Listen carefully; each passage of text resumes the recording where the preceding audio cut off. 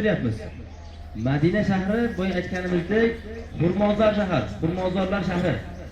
Ya'ni Rasulullohning shaharlari birinchi avvalo. Lekin xurmozorlar shahri. Madina aholisi, Madina shahridagi sahobalar Rasulullohning davrida ham mana shunaqa xurmo bog'larida ishlashgan, xurmo bog'lari bo'lgan har bir sahobaning. Va ularning tirikchiligi, ularning ishlari mana shu dehqonchilik, xurmo bog'dorchilik bo'lgan. Endi xurmo haqida ozroq ma'lumot beramiz. Xurmo bu daraxtlaringiz xurmo daraxti deyiladi.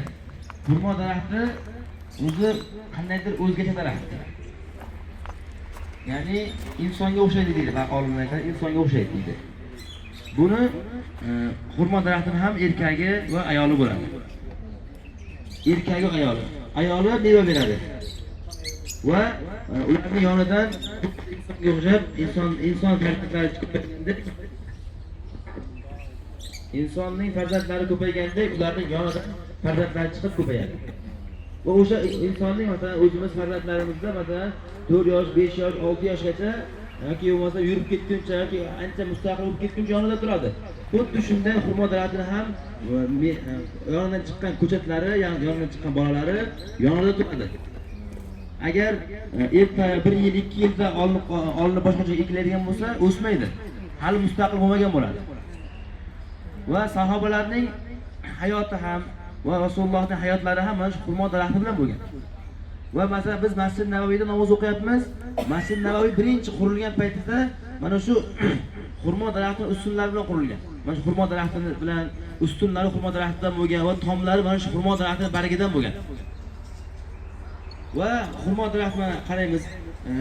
Har bir shoxining o'rtasida yumshoq narsasi bor. Ko'rsatib o'rishgan. Bishan foydalanishgan. Ya'ni sahobalarning, Rasulullohning hayotlari mana shu xurmo daraxti bilan bo'lgan. Rasulullohning hayotlari va sahobalarning hayotlari ham mana shu xurmo daraxti bilan bo'lgan.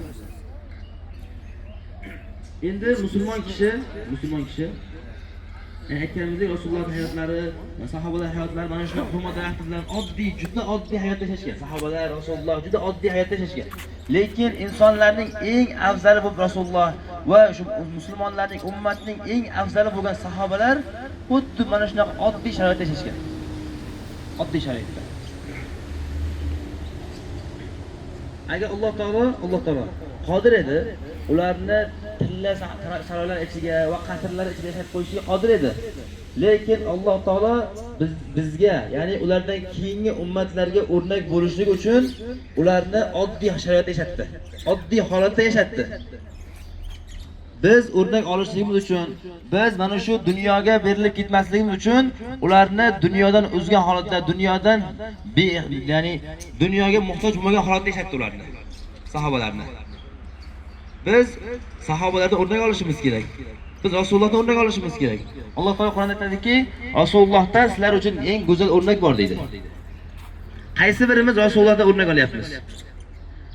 Hattoki mayli din ishlarimizni qo'yib turaylik, hattoki dunyomizda, dunyoviy yurish-turishimizda qaysi birimiz Rasulullohdan o'rnak olyapmiz?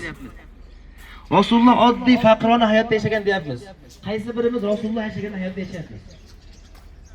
Rasululloh dunyodan ya'ni dunyoga muhtoj bo'lmagan deyapmiz. Ya'ni dunyodan behojat bo'lgan deyapmiz Rasululloh. Qaysi birimiz dunyodan behojat bo'lib, dunyodan uzilganmiz? Yo'q. Har birimizni, hammamizning qalbimizga dunyo kirib, joylashib, o'rnashib olgan. Rasululloh aytadilarki, har bir ummatning fitnasi bor. Bu ummatimning fitnasi dunyo dedilar.